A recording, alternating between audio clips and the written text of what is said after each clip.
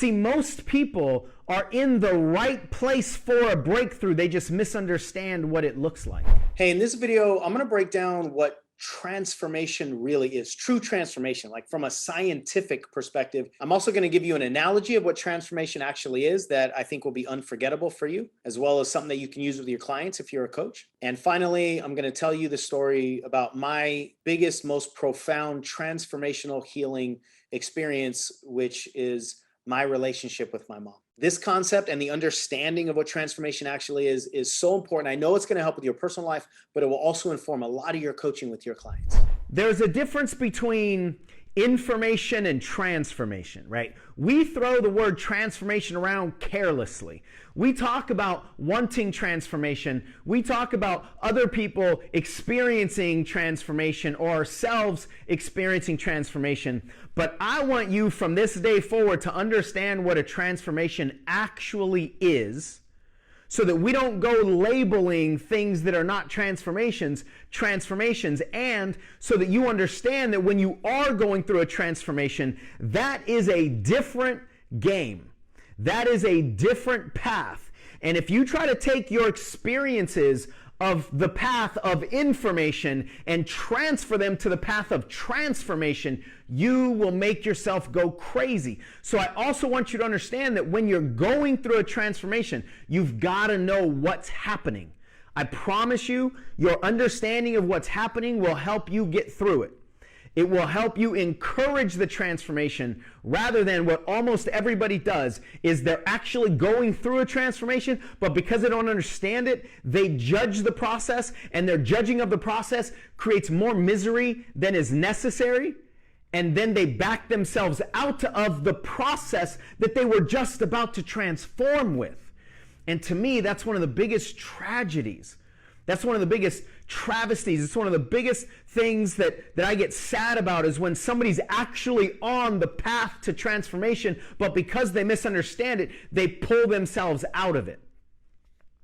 So information, I'm going to break down this word. Information is information. What most of us are doing is we're collecting information. How do I sell better? How do I market better? What are the right things to do? What are the scripts that I need? What are the ingredients in the recipe that I need to follow that guarantees success in my relationships, in my health, in losing weight, in business? What so many of us are looking for is the guaranteed information that we can follow.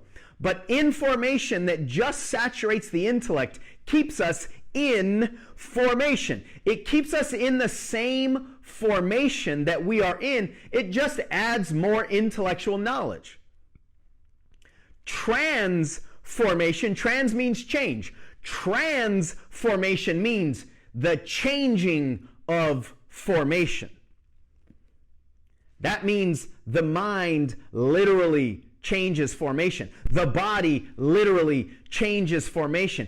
And it's possible. It's possible to have traumas that you've been carrying around for years and years and years, literally, physically, neurologically released to where your body has changed its formation. You no longer get triggered by the things that the traumas used to get triggered by. It's also possible to put something in your body, like hope, like joy, that wasn't there before. You have changed the formation, the DNA. It's not really the DNA, but you've changed the neurological, the biological makeup of your body because things have literally shifted. And you hear me talk all the time about removing the ingredients of a recipe so that you don't have to be tempted with all the challenges. You don't have to deal with the triggers. We can actually dissolve the things that are dissolvable in our body. That is a transformation. So please don't seek information. Information has never, ever, ever changed a human life. Information is useless until it's implemented, and transformation can only happen through implementation. So information is only relevant if it leads you to implementation. And what most people are doing is they have this amount of information, they're not implementing it, and they think they need more information. If you're not implementing the amount of information you have now, more information is not the answer. In fact, for most of us, we need less information and more implementation. Most of us have, I would say, about 1,000 times more information than we need in order to implement. And the lessons can only be learned implementing. So stop seeking all of the information. It's actually making it harder to implement. It's satisfying the mind, but it's not getting most people in motion. So now let's break down transformation. And there are three words that we use sometimes interchangeably in this industry of personal development. Those words are development, evolution, and transformation. They're actually not the same scientifically. Development is when a being, and I'm going to use humans as obviously a simple example, as humans develop, that's when the baby grows into the toddler, learns to walk, learns to be able to feed itself, starts improving motor skills and memories and all those things. That's the development of a person, developing from one phase to another, but nothing's actually changing in the DNA makeup. Nothing's actually changing. It's just everything that we have inside of us are developing to their capacity. The other word is evolution. We talk about, and I even still talk about evolution on a spiritual perspective and like evolving towards your purpose, evolving your capacity towards your purpose. But scientifically, evolution of a species is when over time a species actually changes its DNA code. But this happens over thousands and thousands of years, sometimes millions of years. That's when like a species will grow a tail or move from the water to the land and grow lungs, right? That's more, well, it's not all that common, but when it happens, it takes many, many lifetimes. Transformation in a scientific use of the word is when an organism, a thing, changes its formation. And it only happens in very, very rare occurrences on the planet. Humans actually cannot transform. But I'm going to share with you how we can take the analogy of the caterpillar to butterfly transformation and apply it to our lives conceptually, and I think it's going to completely change your mind. What I didn't know, though, until about 2 to 3 years ago, is that the caterpillar does not turn into the butterfly. The caterpillar does not enter the cocoon, and then the caterpillar grows wings, and the caterpillar's body morphs into the butterfly. The caterpillar completely dies in the cocoon. Scientifically, it's called the chrysalis, but I think most of us know it as a cocoon. The caterpillar completely dies. The caterpillar doesn't evolve into a butterfly. The caterpillar completely dies. And then inside the cocoon, what's left of the caterpillar starts to collide. All the different, particles start to collide with each other. And then from all of the remnants of the caterpillar, the butterfly is actually rebirthed from nothing. It's rebirthed from the leftover pieces of the caterpillar.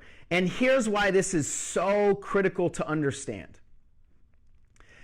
If you were to try to explain to the caterpillar what it's going to be like when it flies as a butterfly, it is irrelevant. It is a waste of time, assuming that the caterpillar could understand that. It's irrelevant. Why? Because it won't be the caterpillar flying up in the sky. It won't be that. And then if you try to talk to the butterfly and you go, remember when you used to be a caterpillar and you used to just be down on the ground over there? It can't remember because it wasn't the same thing that was down on the ground. So the reason this is so critical to understand is when we need to evolve into the next level of our capacity in life, we cannot understand it. We cannot understand the next level with the current capacity of our brain. We cannot understand it. The reason this is so critical is because that's essentially what all of us are trying to do. We're saying, if you explain to me how this is going to look, if you give me the guaranteed path to my next level and I understand it and I approve it intellectually, then I will take action. You guys, what we are demanding does not exist. What we are demanding of ourselves to intellectually understand what it's going to look like at the next level, and therefore what it's going to look like to get to the next level, is literally, biologically, neurologically impossible. It does not exist, and yet almost everybody, because of the way we are programmed, are demanding it. We are demanding the thing that does not exist, and we will not commit to our journey until we know the paved path. The caterpillar cannot understand what it's like to be a butterfly, nor does it matter because it never will be one. We cannot understand what the next level looks like. Therefore, it's futile to demand to know what the path is. And almost all of us are demanding to know what the path is, and we're demanding that it be easy, that it be comfortable, that it be simple, that we can be fully prepared. How are you fully prepared for something that you can't comprehend? So the way that we relate to the process of going to the next level in our life is the problem. The way we relate to it. And again, most people are actually going through the process perfectly, but they've decided that they're not. They've decided that it's taking too long. They've decided that it's too uncomfortable. They've decided that it's costing too much money. They've decided that it's costing too much energy. They've decided that they're wrong because their journey doesn't look like her journey or his journey or the way that they expected it to look. When you decide that your journey is not going the right way, it's only a matter of time before you quit. And you are the one that's convincing yourself that it's not going the right way. It's not your fault. It's the way we are programmed. But we're programmed in a way that actually doesn't line up with how this brain works and what this process actually is. So going back to the butterfly caterpillar connection, this is one of the only places in the animal kingdom when two different life organisms actually share a life cycle connected by that chrysalis. But the caterpillar goes in and dies. What's left turns into the butterfly. These are not the same organism, but they share a life cycle. That's why it's so rare. So if we take a look at what the caterpillar does, the caterpillar essentially just eats everything in its path. The caterpillar doesn't give anything to the environment. It just eats everything in its path. And if you were to take a look at the caterpillar and you were to sort of scientifically predict what's about to happen in its life, the only thing that's about to happen to the caterpillar is it's going to kill itself through consumption. It's going to consume itself until it dies because this cannot continue. Somewhere along that path, when it's going toward killing itself through consumption, that's when the process of going into the cocoon or the chrysalis actually happens. And the caterpillar builds its own chrysalis and then enters it, just instinctually. And then the butterfly doesn't even operate in any way like the caterpillar. The butterfly doesn't go in and just consume. The butterfly flies around and pollinates. The butterfly serves. The butterfly can reach so many more things, so many more areas, so many more flowers, and all the things that the butterfly does because it now has wings. So here's why this is so critical to understand in our life. What we do and the reason for existence of the caterpillar is not the same reason for existence of the butterfly. So all the things that the caterpillar does is relevant to its current reason for existing. That's why we have to essentially, I never understood this quote until a couple years ago when I got this analogy. I used to hear this all the time, that we need to die to ourselves every day in order to receive what we're meant to do the following day, or some version of that. I never understood that. Now I do. The caterpillar needs to die to itself. The reason for existence has to cease at the current level in order for the next level to be rebirth, but we can't intellectually connect the two.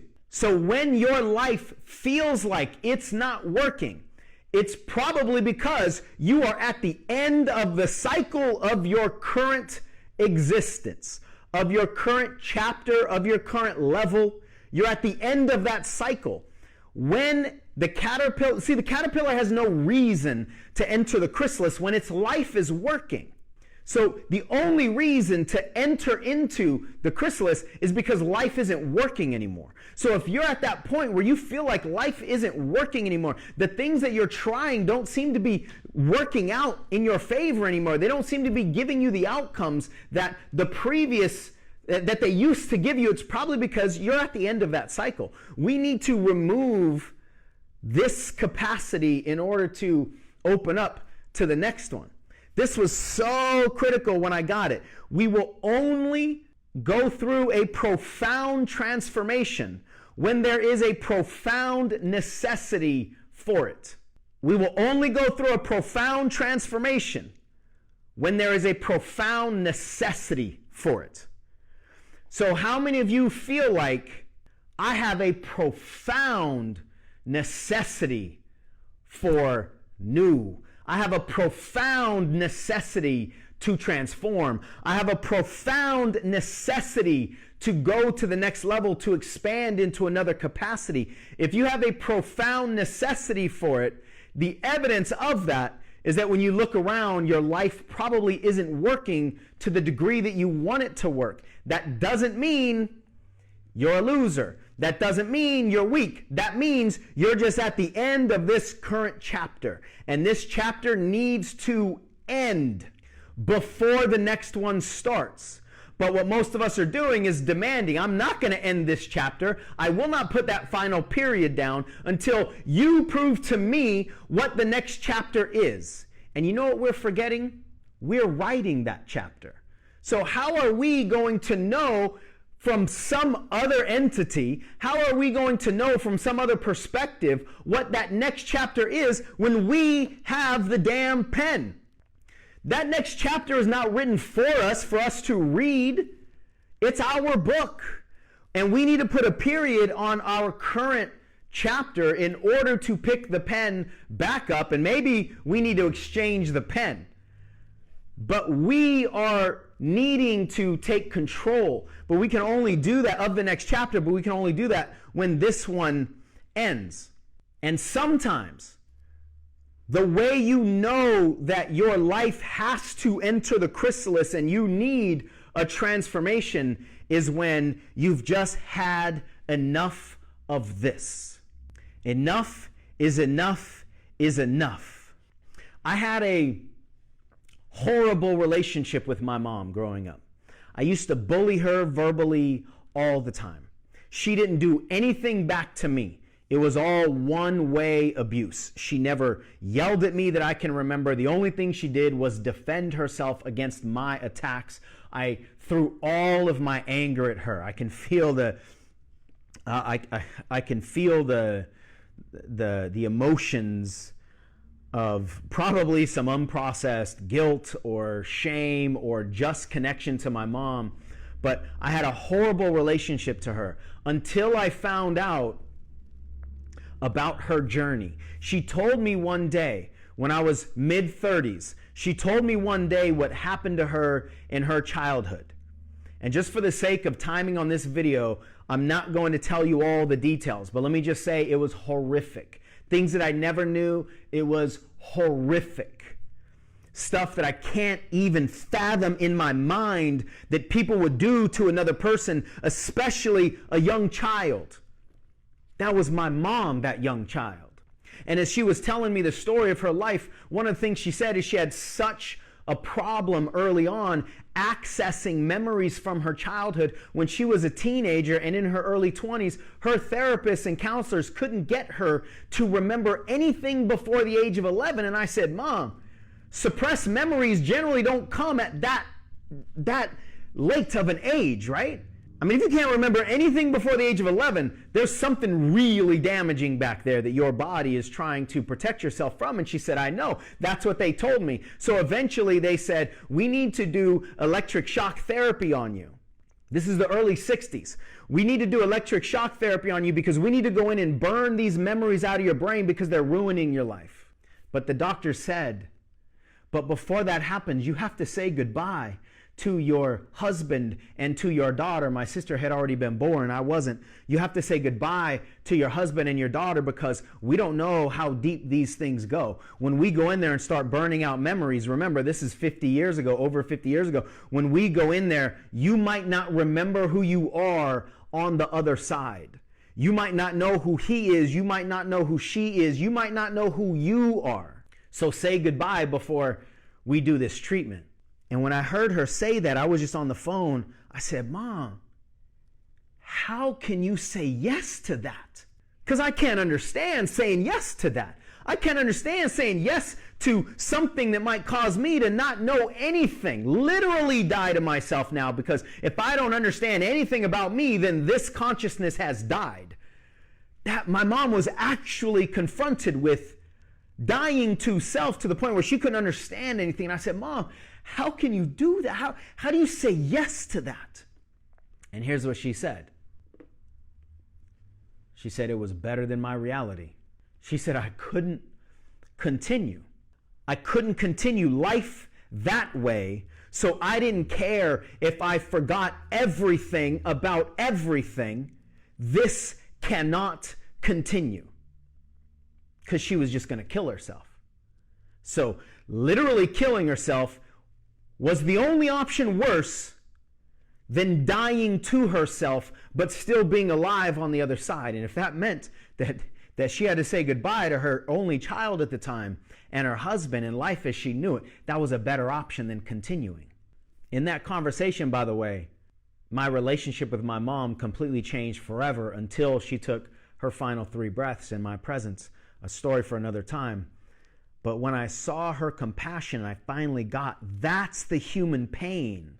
And her pain had to get to such a level where it was now okay to enter the chrysalis. So sometimes we got to get to that point in our life. We don't need to know what's on the other side of our chrysalis, but we need to know that this cannot continue. It could be this relationship. It could be this circumstance around money. It could be this job. It could be this level of restriction. Whatever that this is for you that needs to change, you have to declare it first, that I will no longer tolerate the continuance of this. That's how you put a period on that statement in your life, on that chapter of your life. You must declare, this cannot continue. And what I've learned is that your next opportunity that will pull you into and help you get out of your chrysalis will not show up until it hears that declaration, because it knows you're not serious. Until I know, as this entity, as your creator, as your higher self, as the universe, as all the things that can help you through this chrysalis, I'm not coming for you until you let me know that you're done. I'm not coming for you until you send for me. And my job is not to rescue you. My job is to hear your declaration that says, come get me. Now I'm ready. But you guys, you have to surrender to life as you know it. Not physically and not literally, thankfully. Not like my mom had to contemplate. But we need to be willing to confront, release, love, embrace, and let go of anything that we're attached to that's not serving us to the next level. And you know what I've learned? When you make that declaration and you say, I am ready, this cannot continue, the things that you need for your next level show up. And the things that you don't get revealed. That's the beautiful part. But as we're just looking through all of our luggage, trying to question, do I need this for the next level? Do I need this for the next level? If you're trying to do that before your declaration that this chapter ends now, you cannot tell. That's the line that we have to draw individually. So my invitation to you is, comment right now, what is it that will change, that must change for you? This cannot continue. And until you make that energetic declaration, the opportunities that you need to pull you into that next level aren't coming. Even if they're all around you, just waiting, they will not be revealed and they will not step forward until your declaration happens that this cannot continue. See, most people are in the right place for a breakthrough. They just misunderstand what it looks like. I tell people all the time, listen, I see in you where I was before I made the declaration and then my life changed. Most of us are waiting for our lives to change before we make the declaration that we will be unconditionally committed. That's not unconditional commitment. That's saying I'll commit after I get the conditions met, after I know that I'll be able to make it. And the thing is, you don't need to know what the answers are to your next step to declare that this chapter stops. In fact, you cannot know. You cannot know what the next level looks like before you've energetically put an end to this one. And you can't rush this process. If the caterpillar enters the chrysalis too soon, it dies. If the butterfly exits the chrysalis too soon, it dies. And we are so quick to try to speed up the timeline based on our own expectations and our own fears of discomfort that even when we're on the right path, we judge it as being wrong. So most of you are in the right place when you're feeling the discomfort, when you're feeling a little bit of anger. There's nothing wrong with a little bit of anger. There's nothing wrong with anger when it's implemented into making a declaration. So look at the areas of your life that you're not happy with. Look at the areas of your life that you're a little pissed off about. Use that to end the chapter. Use that to put the punctuation behind that last word of this particular chapter. There's nothing wrong with using anger to put the punctuation mark and then let it go and use that as fuel for your unconditional commitment going forward. So if you're pissed about some things in your life, that's good. That's one of the necessary ingredients. If you're frustrated, that's good. That's one of the necessary ingredients. If you don't know if you can do it, that's good. It's one of the requirements. If you have doubts, that's perfect. You have to have doubts. If you have fear around what that next chapter is going to look like, you can't actually start another chapter without fear of what it's going to look like. So what most people are experiencing that they have decided is wrong is required.